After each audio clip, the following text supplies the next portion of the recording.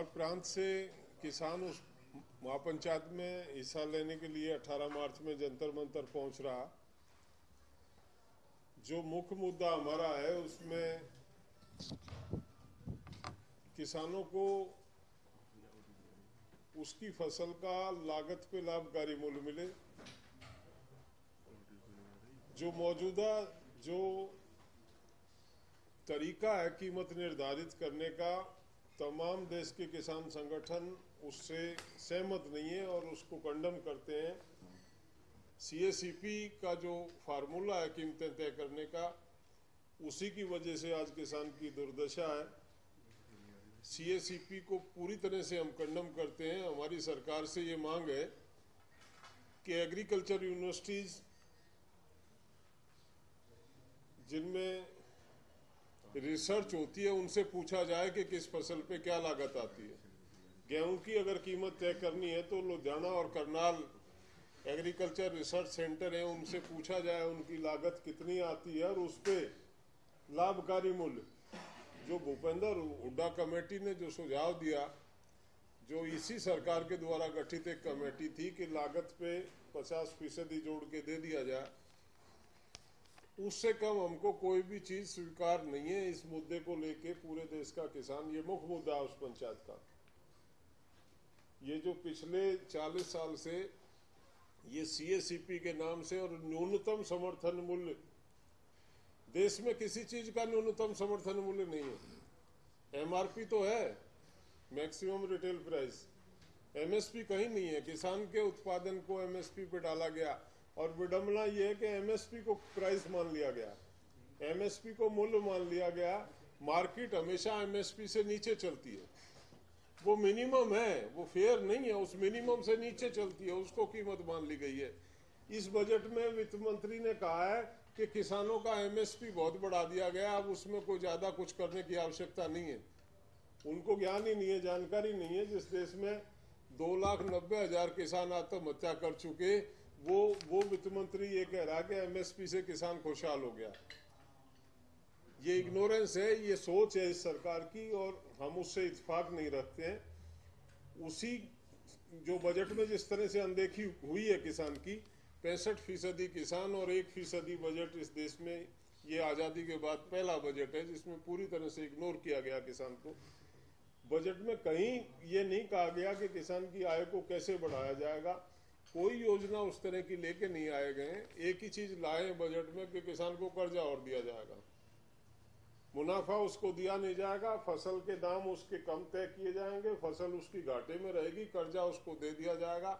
आत्महत्या के अलावा बचेगा ही क्या उसके पास। किसान को कर्जे की आवश्यकता नहीं है, किसान को खेती पे मुनाफे की आवश्यकता है। किसान को अगर जिंदा रखना और जिंदा रहना है तो उसको खेती जो है वो मुनाफे का सौदा जब तक नहीं बनाया जाएगा तब तक किसान नहीं बच सकता। और इसी बात को लेके, बहुत ही गंभीर विषय, इस बात को लेके उस दिन हम इस महापंचायत में वहाँ इकट्ठा हो रहे हैं। और दूसरा इश्यू जो आज भूमि अधिग्रहण को लेके चल रहा, जो एक बड़ा विषय है संसद में जिस पे बात हो रही है। एक तो 13 किस्म के भूमि अधिग्रहण कानून है इस देश में। हमारा ये कहना है कि इसमें केवल एक पे काम हो रहा है। तमाम भूमि अधिग्रहण अधिनियमों में संशोधन होना चाहिए। ये नहीं है कि केवल एक में संशोधन कर दिया और बाकी जो 12 जो प्रोजेक्ट चल रहे हैं उन पे जो एक्विजिशन होगा उसमें सरकार उसी निरंकुशता से काम करेगी। हमें वो स्वीकार नहीं। खेती योग्य भूमि का अधिग्रहण नहीं होना चाहिए। मुआवजा जो अगर आवश्यक है, सरकारी किसी रेलवे, डिफेंस, हॉस्पिटल या किसी रोड के लिए आवश्यक है कोई चीज, तो उसमें जो इस पर जो प्रस्तावित बिल है उसमें उन्होंने कहा है कि सर्कल रेट दिया जाएगा। उससे हम सहमत नहीं है। क्यों सर्कल रेट? मार्केट रेट दिया जाए, मार्केट रेट दिया जाए। जो जिस क्षेत्र का एक्विजिशन हो उस क्षेत्र में वहाँ के जो प्रभावित किसान हैं उनका प्रतिनिधि शामिल करके मार्केट रेट तय किया जाए, वो किसान को दिया जाए। ऐसी हमारी इसमें मांग है। तो 3 मांगे हमारी इसमें है कि मार्केट रेट दिया जाए, कृषि योग्य भूमि का अधिग्रहण नहीं किया जाए, और तमाम भूमि जो चाहे वो रेलवे के लिए है, गैस पाइपलाइन के लिए है, मेट्रो के लिए है, नहर के लिए, जो अलग अलग बना रखे हैं इन्होंने, सब पे ये अमेंडमेंट हो। ये इसमें हमारे सुझाव है, सरकार इनको शामिल करके इसको पारित कराए। और किसान हमारा ये है कि इस देश में हर चीज का न्यूनतम वेतन तय किया जा रहा है, मजदूर का न्यूनतम वेतन तय किया जा रहा है, एम्प्लॉइज के तनख्वाहें तय करने के लिए समय समय पे वेतन आयोग का गठन किया जाता है। क्यों नहीं किसान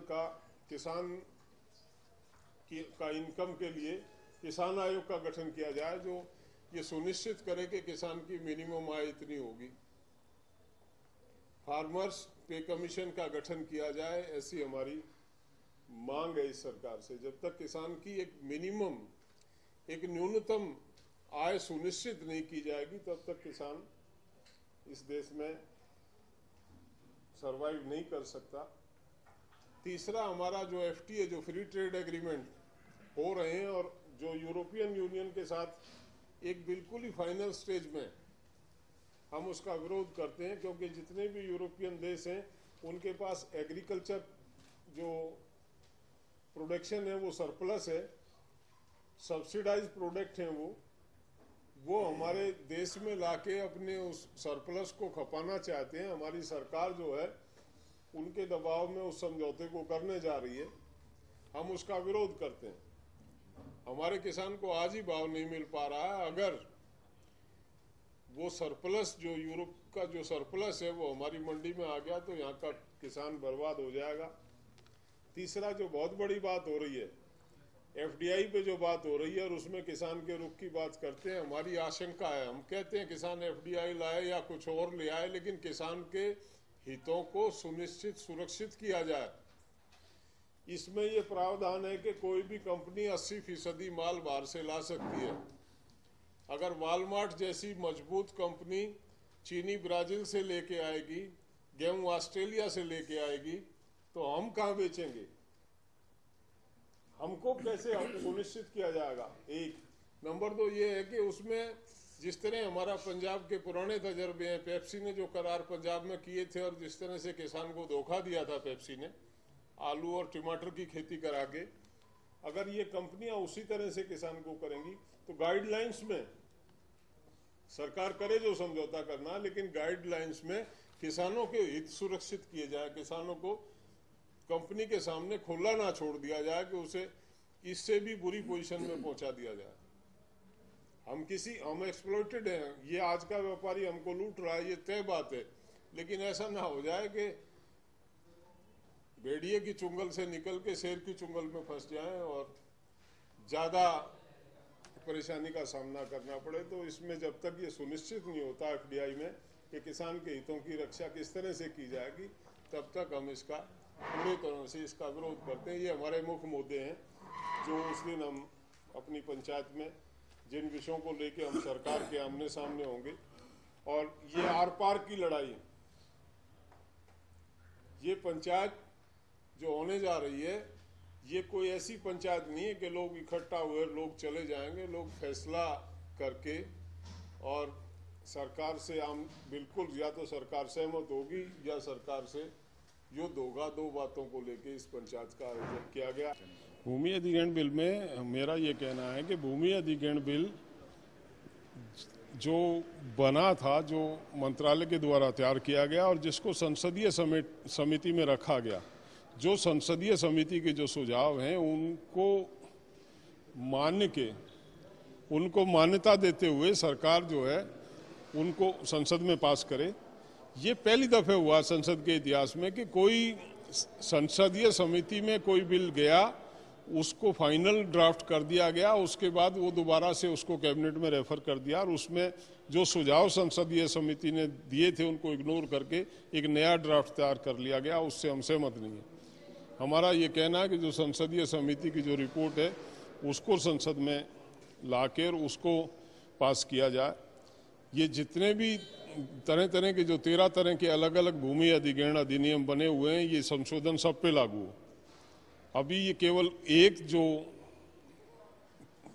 लैंड एक्विजिशन एक्ट है उसको कवर इसमें किया है। हमारी मांग ये है कि सब पे लागू होना चाहिए, चाहे वो रेलवे के लिए है, गैस पाइपलाइन के लिए या मेट्रो के लिए, कहीं भी है। ये नया जो लैंड एक्विजिशन एक्ट है उस पे लागू होना चाहिए।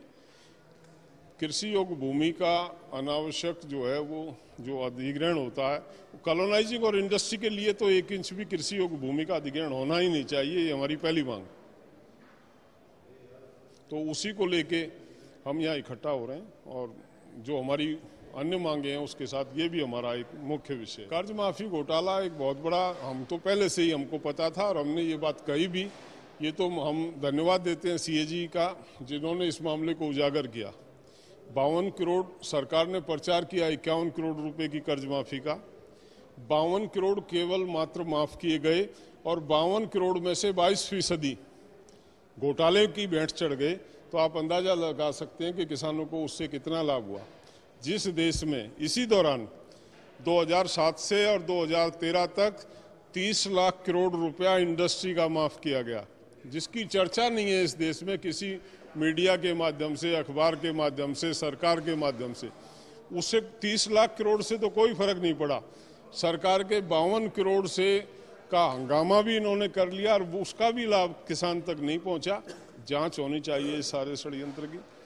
इसमें जो दोषी हैं दंडित होने चाहिए और जो किसान इससे वंचित रहे हैं उनको उसका लाभ मिलना चाहिए, ऐसी हमारी मांग है।